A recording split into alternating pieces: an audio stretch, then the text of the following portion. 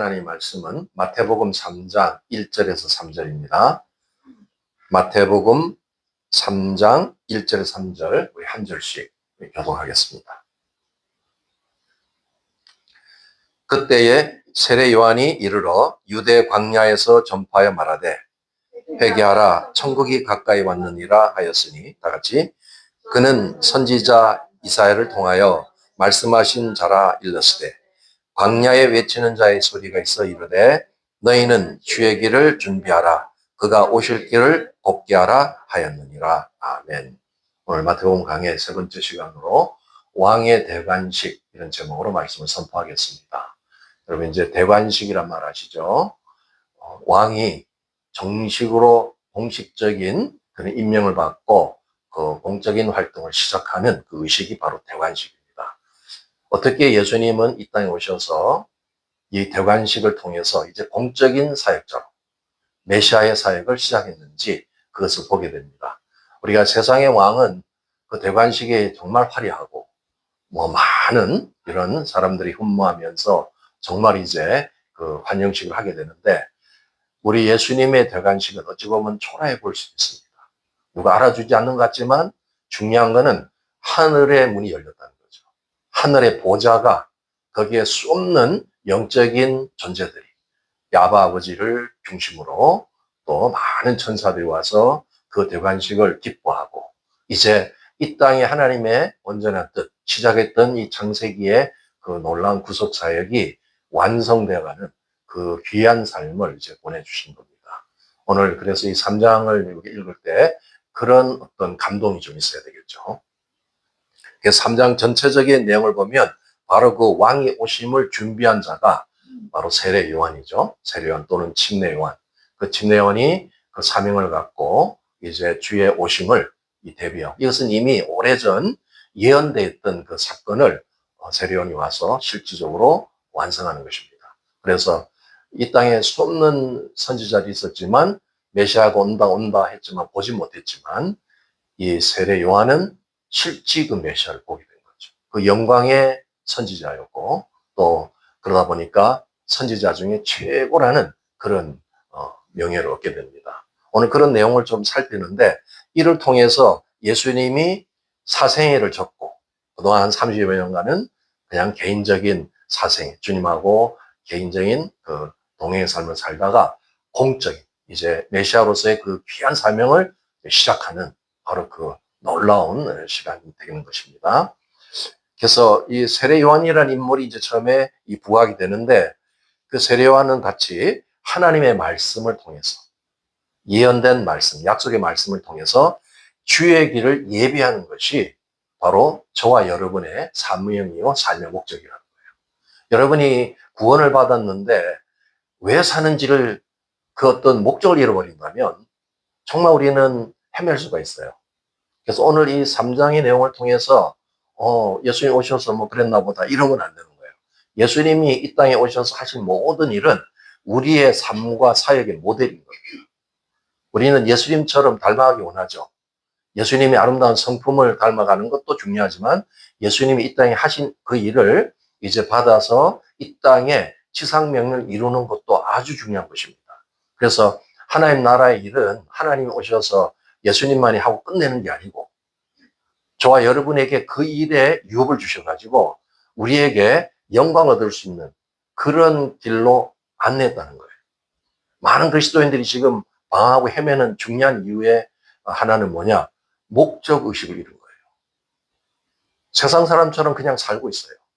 자기가 무엇 때문에 지금 구원을 받고 사는지를 다 잃어버렸어요. 오늘 저와 여러분 속에 그런 방황이 있다면 그걸 다 접고 진짜 주님이 주신 진정한 삶의 목적, 우리를 부르신 그 부르심의 소망, 이것을 다시 되찾는 저와 여러분 되시길 예수님을 축복합니다. 세례 요한은 그래서 메시아의 길을 안내했기 때문에 아주 그 중요한 것이죠. 이 세례 요한은 그래서 처음부터 구별했는데, 그는 제사장 가문의 그런 사람이었고, 그가 제사장이 될 수 있는 사람이지만 아예 광야에서부터 구별돼서 자랐어요. 광야에서 자랐다는 것은 정결하게 하기 위해서, 이 세상의 어떤 세속적인데 영향받지 않도록, 그렇게 정결하기 위해서 광야에서 길러졌다는 겁니다. 그래서 광야에서 뭘 먹었겠어요? 광야의 음식을 먹었겠죠. 여기 나오는 대로 메뚜기와 뭘 먹었어요? 석청. 우리는 좀 생소한 음식인데 하여튼 광야의 음식이에요. 그것 먹고도 건강할 수 있는 그런 이제 영양이 아주 풍부한 그런 양식인데, 이게 이제 이 어떤 어원적인 연구를 하신 분들이 보니까 메뚜기, 진짜 메뚜기만 잡아먹었나 이렇게 이제 생각하는데 그게 아니고 메뚜기 열매 같은 거. 그래서 이제 광야에 보면 뭐 쥐엄나무나 뭐 이런 것들이 있는데 그런 열매들 이렇게 표현했다고 합니다. 우리가 잘 알 수는 없지만 그럴 수도 있는 거죠. 석청도 지금도 석청이 있을 수 있는데 쥐엄나무나 뭐 종나무 꿀 같은 그런 꿀을 먹었다. 하여튼 굉장히 퓨어한 음식이에요. 광야 음식인데 먹고도 건강할 수 있는 이 음식을 먹고 구별돼서 자랐다는 거죠. 우리 광야라는 것은 참 많은 영적 의미를 갖고 있습니다. 이스라엘 백성하고 이제 하나님이 만나셨죠. 그게 출애굽 사건이잖아요. 그래서 이 광야로 인도를 했어요. 그 광야는 어떤 곳이냐? 이스라엘 백성과 하나님이 같이 신혼여행 하던 장소예요. 세상의 부부는 신혼여행을 그런 데 안 가죠. 누가 광야를 가겠어. 그래서 아주 문화가 뛰어나고 굉장히 편한 그런 곳에 가서 여행을 하는데 하나님은 그렇지 않습니다. 하나님하고 이스라엘 백성. 거기에 우리의 힌트가 있는 거죠. 그 광야에 가서 진정한 사랑을 나누는 거예요. 깊은 그 주님을 알게 되는 거예요. 그래서 저와 여러분도 광야로 인도하는 거예요. 근데 여러분이 아직도 광야에서 살고 있으면 조금 문제는 있지만 그래도 광야에 살면 좋아요. 계속 신혼여행 하는 거니까 주님을 제대로 알게 됩니다. 그래서 주님은 어떤 기간 동안 여행 기간을 통해서 광야를 거치게 하는데 바로 거기서 세례요한은 주님하고 깊은 교제를 나누고 하나님의 귀한 사명을 컨펌받고 이제 그 위대한 왕을 안내하는 이 역할을 했던 것이죠. 이 세례요한은 어떤 분이었습니까? 그냥 쉽게 나온 분이 아니에요. 그의 어머니가 누구죠? 이 엘리사벳이 있잖아요. 저기 엘리사벳 해놨잖아요. 나이 많은 정말 노산을 할 수밖에 없던 엘리사벳이 기도를 통해서 간절히 애가 없어가지고 이스라엘의 여인들은 아이가 없으면 그건 저주로 여깁니다. 얼마나 간절히 기도했겠어요. 그렇게 해서 기도의 상고를 통해서 실제 또 해산하는 수고를 통해서 낳은 위대한 아들이 바로 세례요한입니다. 그런데 그 세례요한을 처음부터 하나님께 바친 거예요. 위대한 하나님의 왕을 맞이하는 그 사명을 감당할 수 있도록. 그래서 우리에게도 때로는 삶을 살다 보면은 아주 극심한 고난이 있을 수 있습니다. 내가 생각지 않은데 원치 않는 어떤 고난들이 있을 때 바로 그것은 뭘 말하겠어요? 주님 앞에 더 간절히 나가는 거예요. 나가서 뭘 해야 됩니까? 간절히 기도하라는 거죠. 그래서 우리에게 이런 고난이 계속되는 거, 어떤 때 또 생각지 않은 고난이 찾아오는 것은 하나님께서 기도하라는 사인이에요. 그 기도를 통해서 하나님은 위대한 일을 이루시기 때문에 평범하고 아무 어떤 고난이 없고 평범할 때는 하나님이 이적을 나타낼 수가 없어요. 대부분의 하나님의 역사는 우리가 고난을 당할 때 어려운 환난 속에 하나님은 일하시는 거예요. 오늘도 주님 계속 일하신다 그랬잖아요. 그래서 때로는 고난을 허락하는 거예요. 나는 원치 않는데 누가 고난을 좋아하겠어. 그런데 그 고난은 바로 기도하게 하고 그 기도를 통해서 주님을 가까이 만나게 되니까 하나님의 역사가 일어나는 거예요. 이런 영적인 모델이 있습니다. 그래서 이 기도하는 어머니 바로 이 엘리사벳 통해서도 얼마나 또 아들을 위해서 기도했겠어요. 또 중보기도하는 그런 많은 사람들의 지원을 받아서 이 하나님의 사람들을 통해서 결국은 구속사가 진행되는 겁니다. 지금도 하나님 나라 일이 그냥 일어나는 게 아니에요. 수없는 기도의 결실로 이루어져요. 거기에는 많은 중보기도자들이 있어요. 우리 가운데도 중보기도에 이제 부르심을 받은 사람도 많이 있죠. 그래서 그냥 금요일마다 많이 기도하고 있잖아요. 그런 부르심, 또 세계적으로 많은 하나님의 이런 중보기도자를 통해서 뭘 하는가? 하나님의 사역자들을 중보하고 이제 하나님 나라를 완성하는 구속사를 이루는 그 귀한 통로자로도 사용되는 것입니다. 그래서 결국은 이 기도라는 게 하나님의 행하시는 통로가 되는 거예요. 하나님 어떤 일을 할 때 그냥 막 하지 않습니다. 알아서 해주는 게 아니고 우리의 기도를 통해서 일을 하셔요. 여러분 그걸 안다면 여러분의 그 신앙의 어떤 방향, 여러분의 삶에 굉장히 이렇게 익숙해질 게 바로 기도의 모두예요. 기도를 통해서 모든 게 시작되고 완성되는 겁니다. 이 비밀을 오늘 제가 알려드립니다. 이미 알고 계시겠지만 이 비밀이에요, 이게. 그래서 하나님은 기도하지 않으면 일 안 하세요. 그래서 기도를 통해서 기도를 받으시고 응답하시는 거예요. 이 모델이죠. 그래서 여러분이 어떤 중요한 일을 계획하든지 먼저 기도로 나가야 합니다. 믿습니까? 그게 원리예요. 나는 내일에 왜 이렇게 하나님의 역사가 없는가? 왜 기적이 잘 안 일어나는가? 이제 깨달았죠. 기도가 부족해서. 기도의 분량이 부족해서. 그러니까 그 기도하는 거는 때로는 어찌 보면 쉬운 일은 아니죠. 굉장히 인내도 필요하고 어떤 때는 힘이 들기도 하죠. 그렇지만 그 기도의 상고를 통해서 하나님 나라가 이루어져요. 나에게도 필요한 어떤 응답이 오는 겁니다. 세례 요한은 가장 중요한 게 바로 예수님의 길을 예비하러 온 선지자죠. 그분은 최고의 선지자가 되었는데 왕이 오실 수 있도록, 왕이 영광의 왕인데 정결한 왕인데 더럽게 있으면 어떻게 오겠어요? 그래서 깨끗하게 길을 닦아야죠. 심령의 어떤 길을 닦아놔야죠. 그 일을 바로 세례 요한이 한 거예요. 그래서 자신도 정결하게 광야에서 준비했고 이제 그 정결을 준비하는 그 회개 사역을 했던 거예요.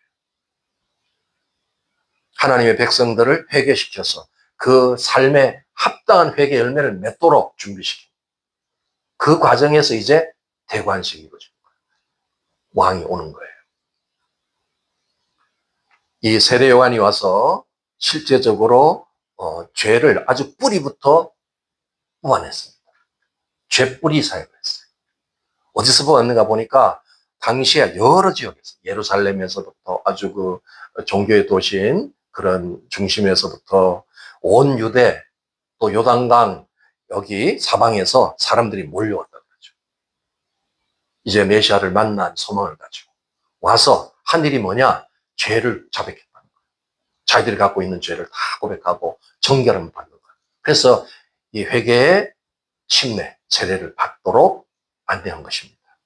우리가 죄의 뿌리라는 것은 우리는 이 아담의 원죄가 있죠. 우리는 태어나면서 참 죄가 되고 그러니까 어느 누구도 여러분 성을 다 갖고 있지만 공통적인 성이 있어요. 우리는 죄시예요. 죄요셉이야. 죄사라. 죄씨야. 우리는 다 한 통속이야. 죄씨예요.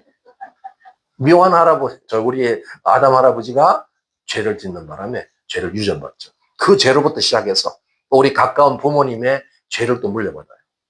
여러분 가만히 살펴보면 부모님하고 비슷한 게 많죠. 그런데 부모님의 죄성과 비슷한 게 많아요.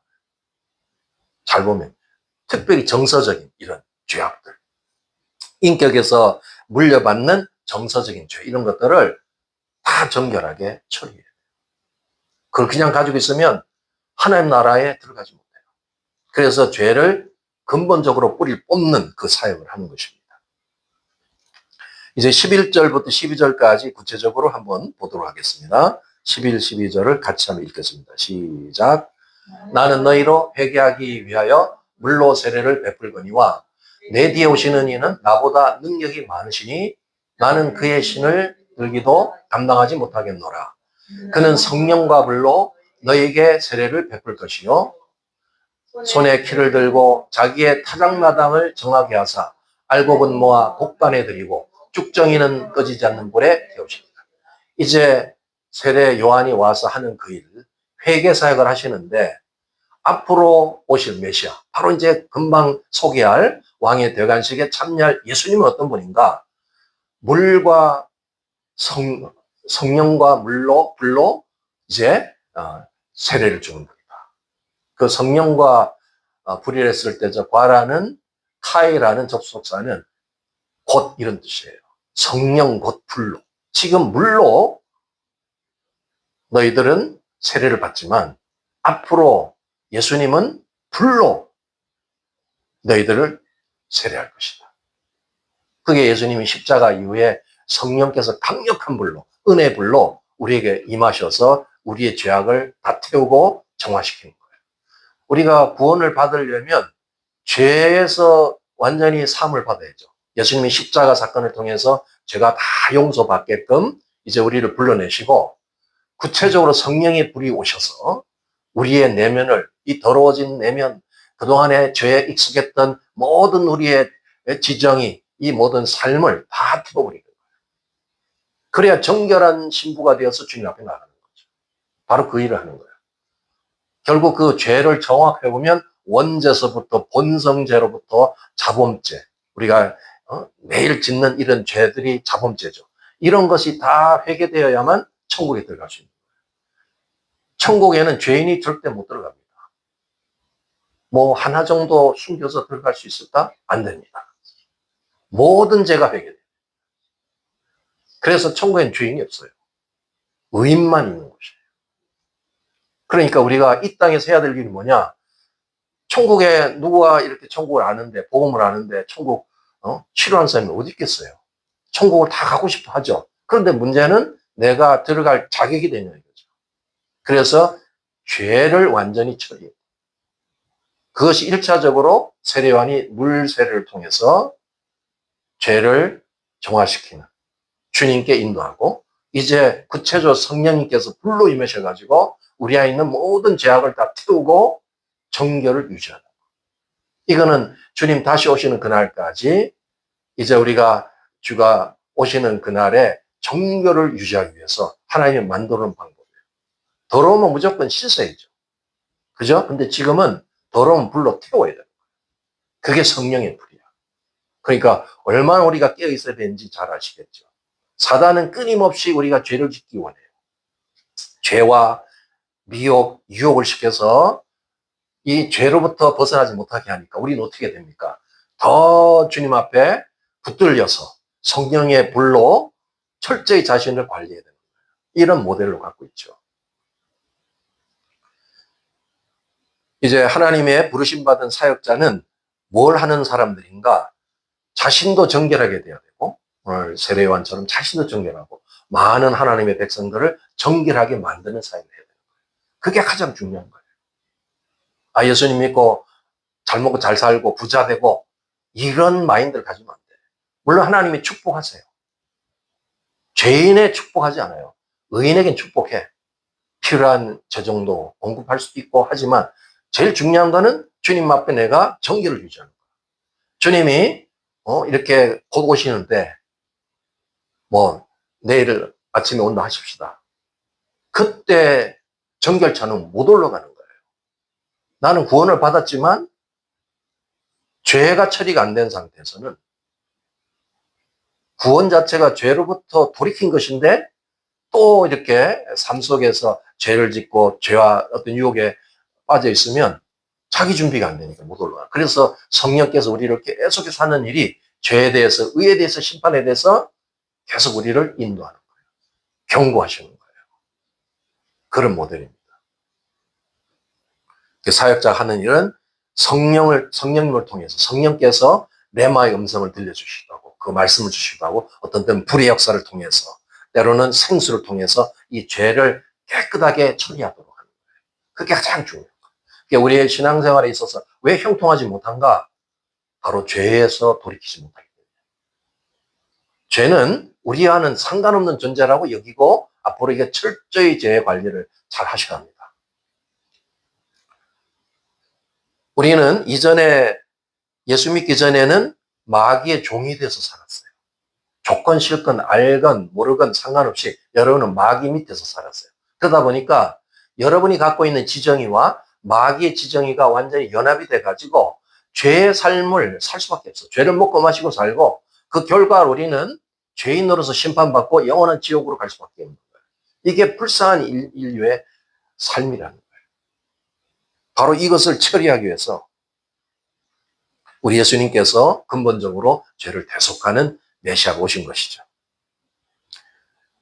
결국 예수님을 믿고 이제 구원을 받게 되면 레마의 말씀으로 또 성령의 감동과 성령의 인도를 받아가지고 이 마귀의 지정의를, 거기에 이렇게 연합되어 있는 우리의 죄 지정의를 십자가의 못을 받고 완전히 거기서 살아나야 되는 거예요.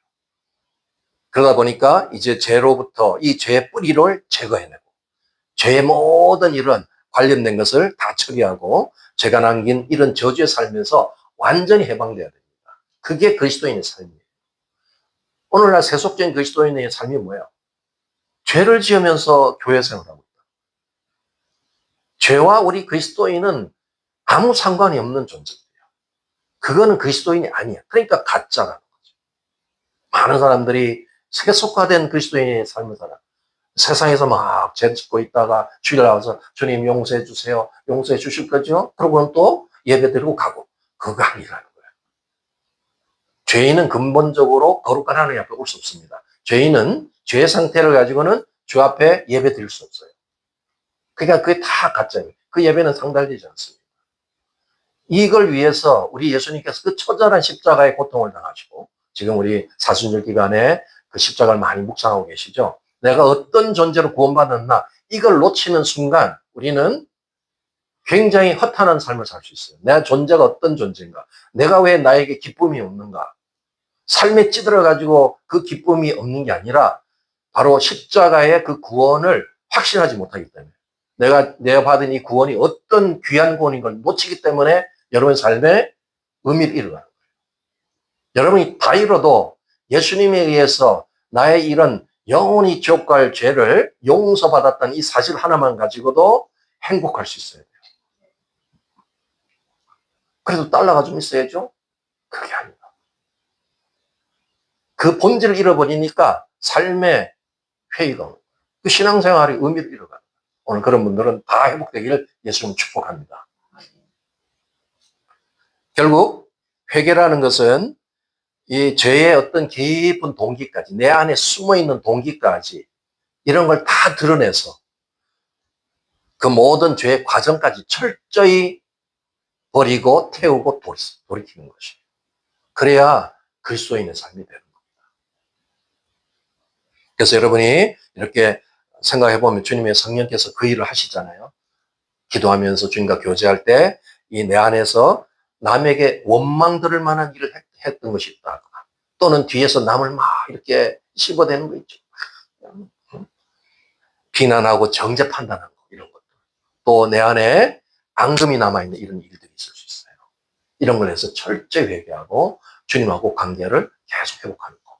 주님은 우리가 구원받았을 때 가장 중요한 구원은 죄로부터 구원받는 거예요. 죄를 즐기고 살고 있다. 그거는 구원받은 사람의 태도가 아니라는 거죠. 이제 예수님께서 구체적으로 이 대관식을 하십니다. 예수님의 대관식은 굉장히 어찌 보면 초라해 볼 수 있어요. 별로 의미를 모른다면, 그런데 우리는 영적 의미를 알면서 그 위대한 대관식을 어떻게 치렀는지를 한번 살펴볼 수 있습니다. 그 13절부터 15절까지 한번 보겠습니다. 시작. 이때에 예수께서 갈릴리로부터 요단강에 이르러 요한에게 세례를 받으려 하시니 요한이 말려 이르되 내가 당신에게서 세례를 받아야 할 터인데 당신이 내게로 오시나이까? 예수께서 대답하여 이르시되 이제 허락하라. 우리가 이와 같이 하여 모든 의를 이루는 것이 합당하니라 하시니 이에 요한이 허락한지라. 아주 겸손한 요한, 또 하나님의 뜻을 이루어야 될 예수님, 둘 사이에 이제 오고한 대화를 통해서 우리가 아주 깊은 비밀을 알게 됩니다. 예수님께서 세례를 받는 것은, 예수님은 완전한 의인이신데도 세례를 받는 거예요. 그걸 받아야 된다는 거예요. 그것은 왜 그러냐? 구속사를 이루기 위해서. 첫 번째 관문, 대관식이 들어가는 관문이기 때문에 이 일을 허락해야 된다는 거죠. 이 세례를 통해서 이제 예수님 하나님의 아들이라는 사실이 확정되는 거고, 이제 그에게 성령이 임하게 되고, 이제 공적인 사역을 위한 힘, 권능이 주어지고, 그리고 예수님의 죽음과 부활이 거기서 예표되는 거예요. 예수님도 한번 이 침례 의식을 통해서 물에 들어갔다 나오는 의식이 세례가 침례 의식이죠. 죽음과 부활을 거기서 경험하고 앞으로 그 일을 이루신다는 예표가 담겨 있습니다. 그래서 우리도 제자로서, 예수님의 제자로서의 그 길을 갈 때는 세례를 반드시 받아야 돼요. 어떤 사람들은 그냥 이제 이건 교단의 어떤 논쟁이기 때문에 깊이 다루고 싶지는 않지만, 아이고 귀찮다, 뭐 세례금 못 받냐 이래가지고 안 받는 사람도 있어요. 큰일 날 사람. 예수 믿으면 반드시 세례 침례를 받아야 돼요. 예. 그래야 제자의 길로 들어가는 거예요. 예수님도 모델을 보여줬잖아요. 물에 들어 요단강에 들어가셨다 나오신 거예요. 세례를 받음으로써 예수님에게 하나님의 의를 이루게 된다, 이 얘기를 하죠. 하나님의 의를 이룬다. 이 말 속에는 율법이 요구하는 그 어떤 규정을 이루게 함으로써 이때부터 예수님께서는 제사장의 계열 반열에 있던 세례 요한에게 침례를 받음으로써 그것이 임파테이션 되고 대제사장으로서, 이제 영원한 대제사장으로서의 직임을 받는 거예요. 놀라운 일이죠. 그런 비밀이 들어있어요. 왜냐하면 제사장은 구약에도 죄를 지으면 제사장을 찾아가잖아요.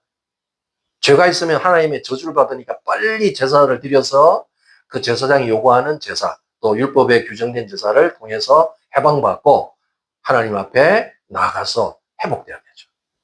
이 일을 영원한 대제사장으로서 이제 예수님이 그 직분을 받는 장면이에요. 그러니까 하나님의 의를 이루기 위해서 반드시 침례를 받는다, 이런 얘기입니다. 그래서 우리의 복음 전파에는 이런 세례가 항상 강조되고, 예수님의 마지막 지상명령에도 이제 아버지와 아들과 성령의 이름으로 뭐 하라고 그랬어요? 세례를 주고 침례를 주고, 이게 반드시 들어가죠. 그 세례의식을 받았다는 것은 이제 나는 갈수록 부인되는 거예요. 나 존재는 부인되고 이제 갈수록 예수님이, 주님이 내 안에 왕으로서 절대적인 그런 임금과 구주로서 주권을 행사하게 하는 거예요. 그게 세례의식이야. 물론 세례는 1년, 자기 일생에 한 번만 받아도 되지만 늘 세례의 삶을 사는 거예요. 내가 세례받은 사람이라는 것은 나는 죽은 사람이고 이제 예수님과 함께 의로 부활한 사람으로서 나는 주님의 사람이 됐고 주님이 나의 주권자가 되어서 나의 왕으로서 나는 사는 것이다. 여러분의 삶의 목적이 진정 왕을 섬기고 왕을 따라가는 삶을 살고 계십니까? 아멘. 조금 확신이 없습니다. 강력하게 아멘 해야죠. 우리는 크리스천이라 하잖아요. 그리스도의 사람이잖아요. 그 말이 그리스도를 위해서 사는 사람이다. 나를 위해서 사는 사람이 아니고. 이 본질을 놓치면 여러분의 삶은 굉장히 혼동 속에 빠지고 행복을 잃어버려요. 그래서 우리의 영적인 성숙의 여러 가지 단계가 있는데, 회개로부터 시작해서 세례의 삶을 통해서 이제 성령의 기름 부음을 받는 이 단계까지 들어갈 때 영적 성숙이 일어납니다. 그래서 우리는 신앙에도 여러 단계가 있어요. 그러니까 죄를 철저히 대적하고 죄에서 완전히 자유로워지는 어떤 기간. 그래서 보통 예수님 믿으면 한 2년 정도는 자기 안에 있는 이런 모든 죄, 이런 습관서부터 이걸 다 처리하는 죄뿌리 사역을 반드시 받아야 돼요.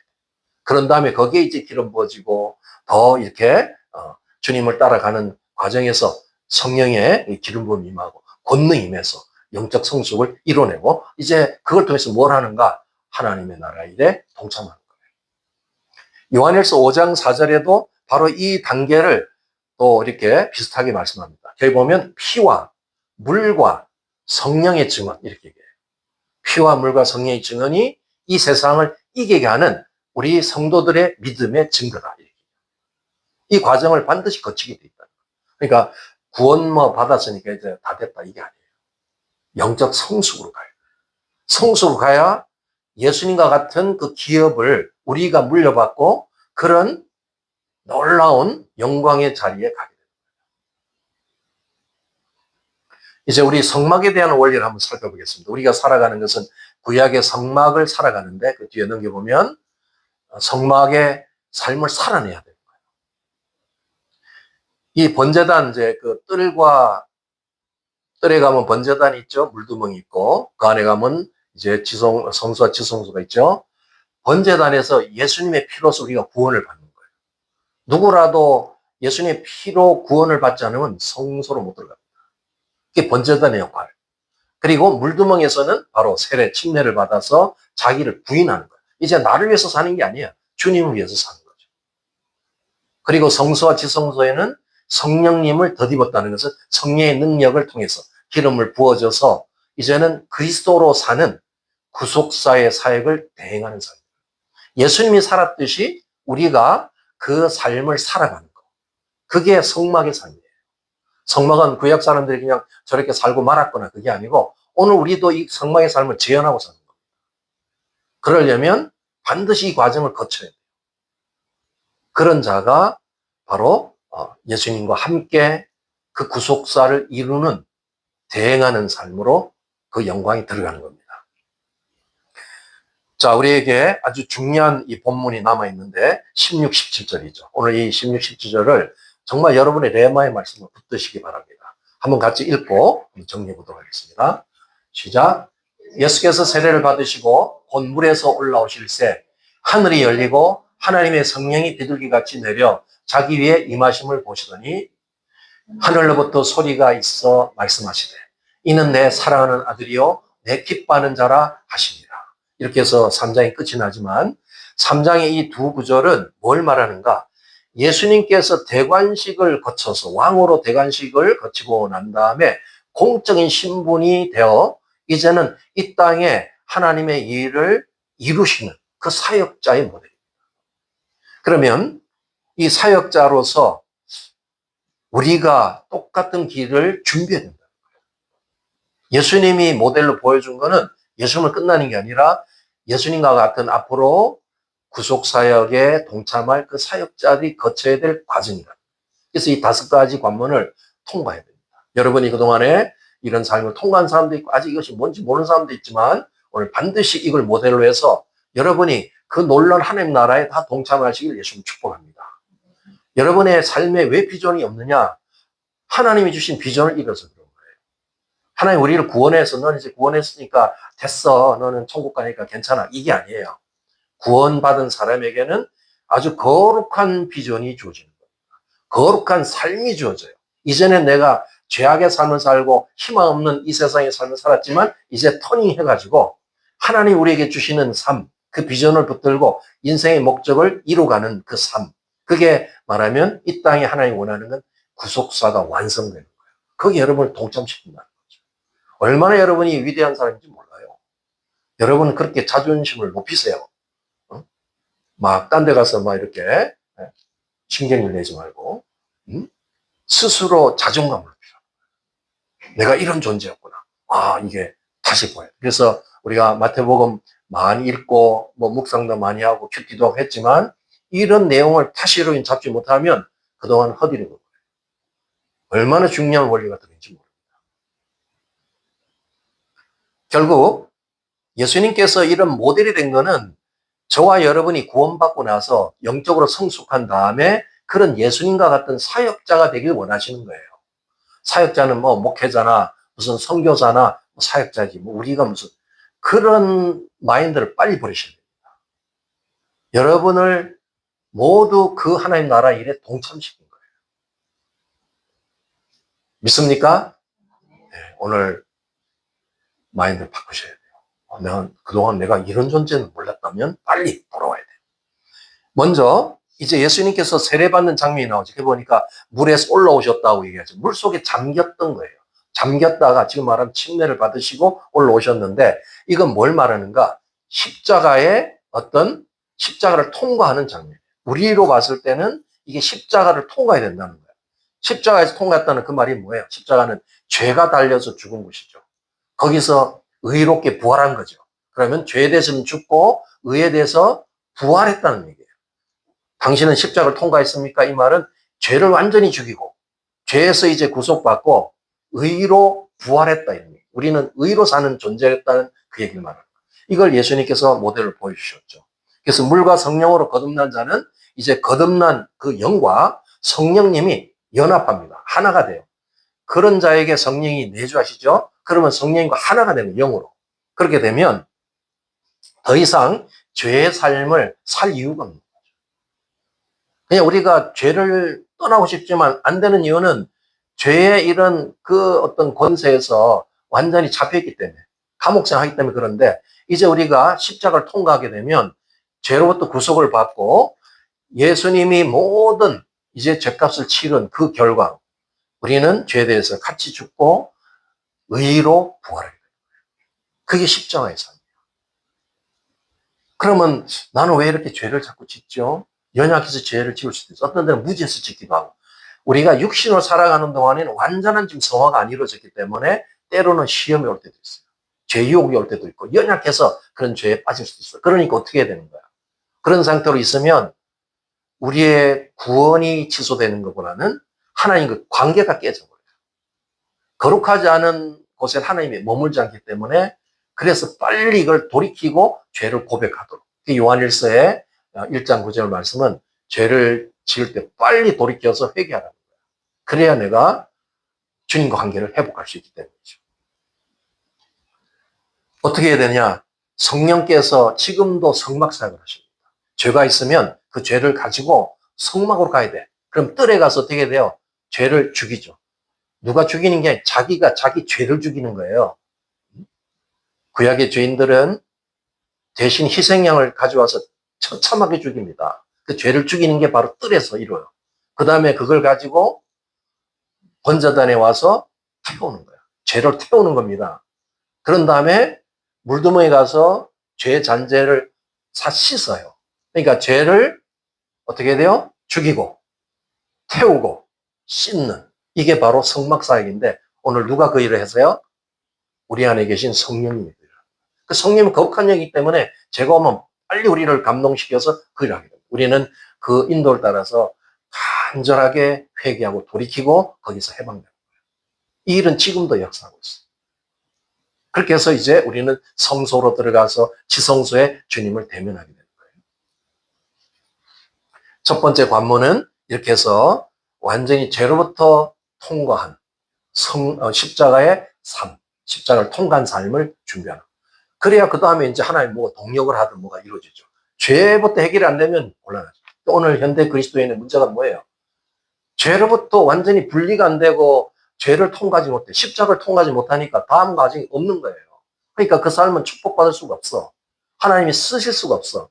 그러니까 이 문제부터 돌아와야 돼요. 나에게 아직도 습관적인 죄가 있습니까? 아무도 없을 때, 아무도 모를 때 혼자서 하는 그런 죄. 하나님은 다 보고 계시죠. 엄청난 많은 눈을 가지고 다 살피고 있죠. 우리 24시간 다 보고 계시죠. 전부 다 기록되고 있죠. 어디 그 눈을 피할 수 있겠어요? 그러니까 이게 1차 관문. 그러니까 죄로부터 언제나 여러분은 정결을 유지해야 돼요. 두 번째, 이제 올라왔더니 그 다음에 나오는 말씀이 하늘이 열렸어요. 17절에 이제 나오는 말씀이죠. 올라오실 때 하늘이 열렸다. 이 죄로부터 완전히 돌이키게 되면 하늘이 열리는데 결국 하나님 나라를 보게 되는 거예요. 하나님 나라를 보고 이제 들어가는 거예요. 구원받은 자는 하늘 나라로 들어가는데 그것은 하늘이 열려야 들어가는 거예요. 하늘이 아무한테나 열리는 게 아니에요. 죄가 없고 정결을 유지하고 십자가를 통과한 사람에게 하늘이 열리는 거예요. 우리가 하늘을 막 열어달라고 막 외친다고 열리는 게 아니라 이 정결한 삶을 통해서 통과할 때 하늘이 열리는 거죠.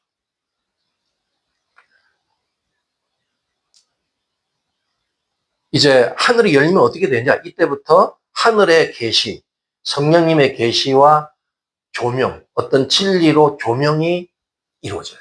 그래서 진리가 구별이 되고 깨달아지고 하나님의 계시가 임하고 그런 거예요. 좋은 마을에서 음성이 들리는 거죠. 하나님의 말씀이 들리고.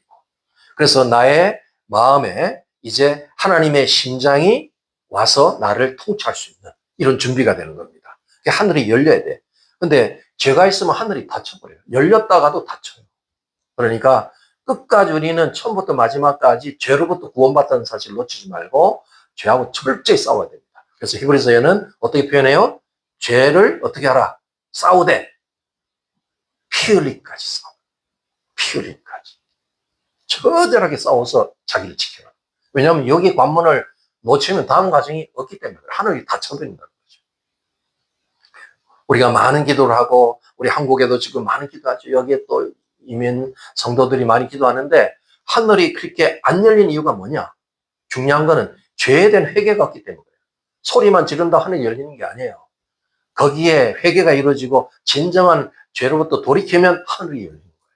이 관문을 놓치지 말기 바랍니다. 그래서 여러분 안에 이렇게 살다 보면 마음속에 뭔가 이렇게 막 죄의 어떤 유혹, 죄가 피어오르는 어떤 그런 감각, 이런 것이 막 살아날 때는 빨리 십자가 가가지고 십자가에서 죽여야 돼요. 그리고 통과해 와요. 그걸 여러분 하셔야 돼요. 그러니까 나는 뭐 기도 좀 합시다. 그러면 나는 별로 기도할 것도 없는데. 이런 사람이 있어요. 한번 자신을 돌아보세요. 기도할 게 없는가? 어마어마할 일이 많습니다. 하루 생활 속에. 이 세상이 지금 어둠과 죄악의 소굴이잖아요. 죄가 관영해 있잖아. 또 우리 LA 같은 이 도시에는 얼마나 죄악이 관영돼 있어. 보고 듣고 정말 우리 죄 유혹이 많은데 그런 걸 철저하게 관리한다면 우리가 주님 앞에 나가서 이렇게 기도 안 할 수 없죠. 그래서 하늘을 여는 사람은 계속 열리도록, 안 닫히도록 계속 추구해야 합니다. 이제 그러고 나니까 하나님의 성령이 비둘기같이 내려서 자기 위에 임하심을 보시더니 그랬죠. 이제 하나님의 성령, 거룩한 영, 하나님의 영이, 성령이 임했다는 거예요. 이 성령이 이제 임한 것은 바로 능력으로 임했다. 이건 우리가 다른 말로 말하면 성령이 침례되었다. 성령 세례받았다. 성령이 능력으로 임하셔야 하나님 나라의 일이 이루어져요. 그래서 공생의 시작을 할 때 예수님의 모든 사역은 능력과 기적이 나타났죠. 그게 다 성령의 능력으로 같이 이루어진 거예요. 그럼 우리에도 모델이 있죠. 우리가 어떤 능력과 기적을 내가 행하는 것이 아니라 성령께서 그 능력을 주셔서 할 수 있는 거예요. 바로 이 단계를 원해야 됩니다. 많은 그리스도인들이 신앙생활을 그렇게 오래 했는데도 성령 세례가 뭔지 몰라요. 성령 세례를 받아야 돼요.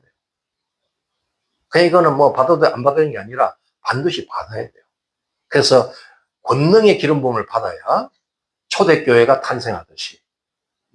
그래서 예루살렘, 온 유대, 사마리아 땅 끝까지 이르러 하나님 나라가 증언되듯이 성령 세례가 중요하죠. 그래서 하늘이 열리고, 하늘 열렸네 그러고 있는 게 아니라 성령의 강력한 권능이 임하게 돼요. 성령 세례를 받는 장면이 나옵니다. 결국 이 성령 침례는 하나님의 신적인 성품이 우리의 지전, 우리 마음을 지배하고 그 성령의 능력이 이제 우리를 통해서 나타나게 되는 거예요. 바로 이것이 다음 관문이죠. 이제 마지막 그 순간에 하늘로부터 소리가 있었다. 하늘로부터 음성이 들렸어. 아버지 하나님의 말씀이 들렸어요. 그렇죠? 이제 능력이 임하면 하늘로서 음성이 들리는데 우리가 하나님의 음성을 들어야 된다. 그리고 하나님의 음성을 듣는 훈련도 해야 됩니다. 하나님께서는 창세이래로 지금까지 말씀해요. 계속 말씀하는데 우리가 못 들어요. 왜 못 듣겠습니까? 못 듣는 이유는 귀가 막혀가지고. 영적 귀가 막혀가지고 못 들어요. 그러니까 끊임없이 귀를 소지하고 정결하게 준비해놓고 음성을 들어야 됩니다. 음성을 들어야 우리가 안내를 받죠. 하나님이 우리를 이끌고 가는데 어디로 갈지 어떻게 방향 알아요? 자기 마음대로 갈 수 있는 게 아니잖아요. 잘못 가면 낭떠러지 가서 죽을 수 있다고요. 그러니까 음성 듣는 것이 기본입니다. 늘 이것을 추구해야 돼요.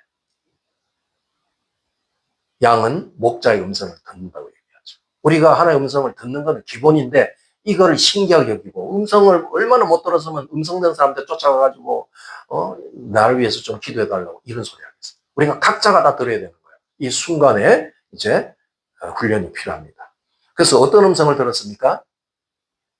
하늘부터 들린 음성은 아버지 음성인데 내 사랑하는 아들이요 내 기뻐하는 자다.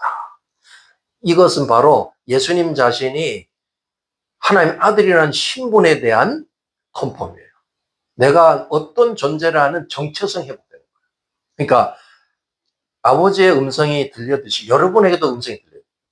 내 사랑하는 아들, 내 사랑하는 딸아, 내 기뻐하는 자다.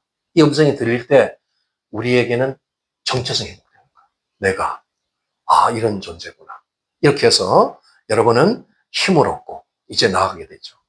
이때부터 예수님 자신이 이제 말씀하는 것은 그 안에 계신 아버지의 영, 성령, 거룩한 영이 말씀하는 걸 듣고 말하셨어요. 그 대언의 역사죠.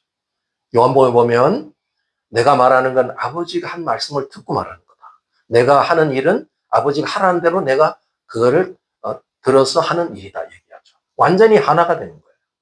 음성을 들으니까 완전히 하나가 되어서 이제 인도하는 거예요. 그래서 예수님의 말씀은 곧 아버지의 말씀이에요. 하나님 아버지의 말씀을 그대로 대어하는 거.